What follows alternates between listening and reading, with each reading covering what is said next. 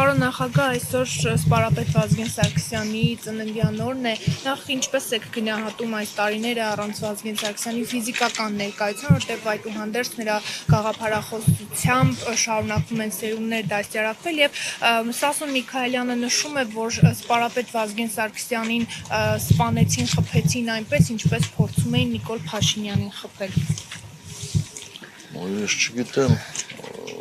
որ մասով եմ մտածում այդպես խոսողը անկախ անձնավորությունից, բայց անհնար է ուղղակի իմ պատկերացումների, իմ մտածելակերպի մեջ անհնար է համեմատել երկու այդպիսի անձերի, երկու այդպիսի գործիչների։ Իսկ այո, Վազգենը ֆիզիկապես չկա, արդեն երկար տարիներ չկա, բայց Վազգենի երազանքը, Վազգենի դիրքորոշումները այսօր շատ մարդկանց մեջ է ապրում եւ վստահ եմ, որ այդ մոտեցումները, դիրքորոշումները շատ երկար դեռևս լինելու են մարդիկ, ովքեր ջերմությամբ կրելու են։ Նախագահ եւ վերջում մի հստակեցում, հաշվի առնելով, որ փողոցային պայքարի մասին եւս խոսք է գնացել հայտարարության մեջ, արտաքին քաղաքական կոնսենսուսի պայմաններում, իշխանությանը աջակցելու պայմաններում, այդ գաղտնաձերծված նամակներ խնդրագրերի պայմաններում, ինչպես է գնահատում փողոցային պայքարի արդյունավետությունը, հնարավոր պայքարի արդյունավետությունը։ Գիտեք, եթե մեզ պատճառներ են պետք, որպեսզի չգործենք, կարող ենք ձեր ասածների վրա 10 պատճառ բերել։ Իսկ եթե մենք ցանկություն ունենք գործելու, պետք է գործենք։ Այսինքն ով կարող է այսօր ասի հաջողելու է, թե չի հաջողելու։ Այդ մոտեցումը ինձ համար տարօրինակ է եւ աննշան։ Պարոն Սարգսյան եւ Թաքոյանի հայտարարությունների վերաբերյալ նա կարծես նախկին նախագահներին այսպես ասած թիրախավորել է, ինքը ասում է, որ որևէ մեկի այդ կապ չունի նախկինների հետ, սակայն իշխանությունից ասում են, որ նա եղել է ՀՀԿ-ի պաշտպանը, երբ եղել է ՄԻՊ-ը,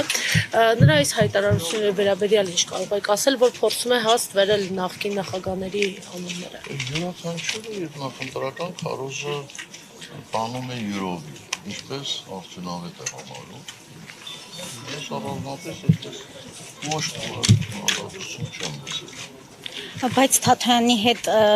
որևէ կապ ունեք համագործակցություն, այսինքն քաղաքական համագործակցություն ունեք։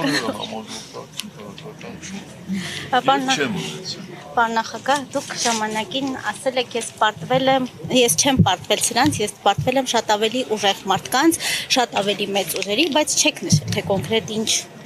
ուժերի եք պարտվել։ Նշել եմ, այդ հարցազրույցում նայեք այնտեղ նշված է։ Լավ, հնարավոր է, որ Նիկոլ Փաշինյանն էլ է պարտվել ավելի մեծ ուժերի, ոչ թե դավադրապաշտական նպատակներ է ունեցել, ինչպես նրան է Արցախի հարցում եւ նմանատիպ։ Թե ինքը մենք հաղթել ենք։ Չէ, դե դուք այդպես չեք կարծում, չէ՞, որ ինքը հաղթել։ Իհարկե չեմ կարծում, ոչ թե պարտվել է, այլ կապիտուլացվել է։